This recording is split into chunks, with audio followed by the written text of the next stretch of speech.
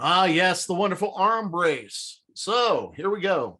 We're still kind of waiting to see when this is going to go into effect. It's sitting out there right now, and we don't know much more than that, other than the fact that we know what they're looking to do, right? So 2021 R-08 changes the definition of a rifle and creates a scoring system to determine if a brace on a pistol violates the law. Obviously, it's kind of open ended, right? So ATF says it reserves the right to classify a firearm as an SBR, even if it satisfies the point system on that worksheet 4999. And we're going to make that worksheet available to you, as well as some of the training materials, so you can take a look at that and see what they're talking about. The options with these, once this goes into effect, if you have a AR pistol that has an arm brace that does not meet the standards or the scoring system and could be considered an NFA firearm, you're going to have a few options.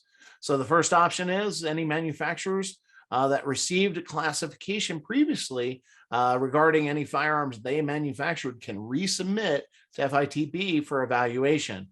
Now, that all depends on whether or not FITB, the ATF technology branch, is going to issue you an opinion on that is worthwhile to you. So obviously take that in stride. You can surrender, turn the entire firearm with the attached stabilizing brace into the ATF. You can convert the firearm into a long-barreled rifle. You can also apply to register under the NFA, and that includes your non-licensee counterparts. They can certainly submit their Form 1s if they would like. And then last but not least, and probably the most likely option, remove and destroy the stabilizing brace if it does not meet the standard. So I can see this one being the go-to in most scenarios, but we're going to get into a couple of examples here so you can kind of see what they're looking at. Not going to tell you which one passed with somewhat of flying colors, but we will identify the one that basically fits the model, and it will be considered to remain an AR pistol style handgun. Yeah, and yeah, like we said earlier, as this becomes more finite in detail, we will present a training tool, hopefully a video tool to you that your team can use to go ahead and train as this gets closer to implementation, especially with the pawnbroker community. We love you guys, but there's a lot of guns coming in for pawn you have to be wary of, as well as purchasing those used guns. Absolutely. Pawnbrokers especially. So example one, and these pictures are a little bit dark. I don't know who the photographer is over at ATF, but they need to get a flash or something. Anyway, so we've called out with the circle some of the defining characteristics of this AR pistol as it exists today. The first thing, that top picture, what I'm circling there are fold down sights.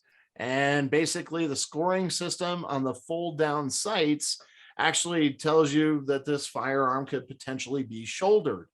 Now, that being the case, we move on to the next category, and that is the back of the arm brace. And you'll notice in this particular picture, that arm brace really, that bottom left picture there, that arm brace doesn't have a lot of material. It doesn't have a lot of meat to it. So basically, in the ATF's opinion, it doesn't necessarily look like that arm brace would be able to be used to shoulder the firearm. The next piece is the bottom portion of that arm brace, and those little cuffs that wrap around the forearm. Those are big enough. They don't wrap fully around the forearm, but they wrap quite a bit around the forearm, and then the Velcro supports the rest. So it does have the appearance of a stabilizing brace. It does have the ability to be utilized as a stabilizing brace. So that's really the call out there. As far as the point system is concerned, those are the attributes of this particular firearm that they're taking into consideration in determining whether or not it is a rifle, short barrel rifle, or a handgun. Example number two, same fold down sights. Right? So still a concern there with the fold down sights, but if you look at the back of that stabilizing brace there on the bottom left side, you'll notice this particular stabilizing brace, which is actually manufactured by the same folks that manufactured the first one, it's a little bit beefier, a little bit meatier. And in the ATF's opinion, this particular stabilizing brace in its current configuration could be actually shouldered. So therefore, it could be utilized as a short-barreled rifle. The next piece that was evaluated was the fact that those two little flaps that come down do not actually wrap around the forearm very well, and the Velcro is there as well. But so in their opinion, they were looking at this and saying, well, this particular stabilizing brace could potentially be shouldered. So this could render this firearm to actually be a short barrel rifle. Next example. So this particular one has the blade. This is a really common one we see quite a bit on AR handguns. But the other attributes of this are twofold in that top picture. You have a scope, which provides eye relief. This is also a characteristic that is measured and evaluated by the ATF and can be considered a short-barreled rifle as a result of that. And then it also has that vertical grip, which is a big no-no as far as the AR pistols are concerned. Remember the definition of a pistol, right? It's a firearm that can be fired utilizing one hand.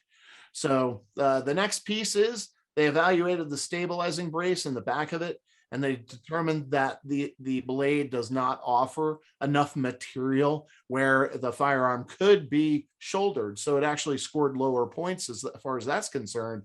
But when you take into account that stabilizing brace, that blade does not have Velcro, it does not offer much stabilization.